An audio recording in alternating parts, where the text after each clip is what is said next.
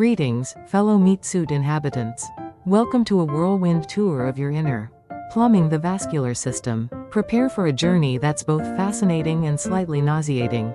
Let's face it, blood vessels isn't exactly a glamorous term. It evokes sterile hospitals, sharp needles, and maybe a butcher's counter. But trust me, the reality is far more bizarre.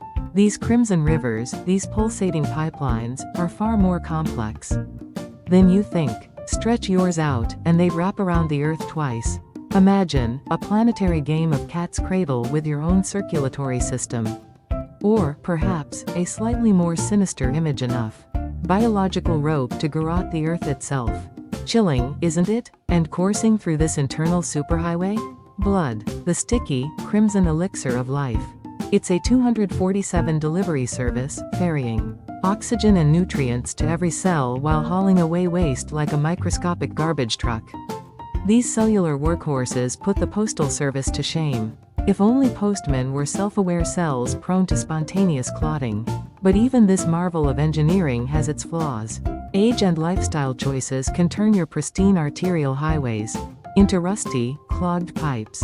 Atherosclerosis, anyone? That delicious steak you devoured? Yeah, that's now contributing to the arterial equivalent of a traffic jam. Irony, thy name is cholesterol. And then there's the dreaded blood clot, the ultimate plumbing disaster. Imagine a blocked toilet in your heart. Existential dread, anyone? Now, let's dive into the microscopic mayhem within. It's a cellular party in your veins. Red blood cells, oxygen-carrying donuts, efficient but unsettling. Imagine billions of these little guys zipping through your bloodstream. Makes you crave a donut, doesn't it? Or maybe just an existential crisis. White blood cells, amoebic assassins, patrolling your veins. Gobbling up invaders like microscopic Pac-Men. They're the reason you're not a walking petri dish, so show some respect. Or at least a healthy dose of fear. Imagine these amorphous blobs slithering through your veins, devouring anything that doesn't belong. Microscopic horror movie, anyone? And finally, platelets, tiny medics, patching you up with biological sealant. Faster than you can say paper cut. They're like a microscopic construction crew, constantly on call, ready to fix any leaks. But sometimes, their enthusiasm gets the better of them, causing clots where they're not needed. It's like calling a plumber for a leaky faucet, and ending up with a flooded basement. Good intentions, disastrous consequences. So, now that we've met the cellular crew, let's talk about the pipes themselves. These aren't your average garden hoses, folks. These are high-performance, self-healing wonders. Slice your finger? No problem. The platelet construction crew is on site, patching you up with fibrin faster than you can say, ouch. And talk about flexibility. These aren't rigid pipes, oh no. They're more like pulsating rubber bands, expanding and contracting with every heartbeat, adapting to your body's every whim. This dynamic elasticity is crucial for delivering blood to every corner of your being. Imagine trying to pump life-giving fluid through rigid pipes. Not very efficient, is it? No, flexibility is key, unless, of course, we're talking about aneurysms.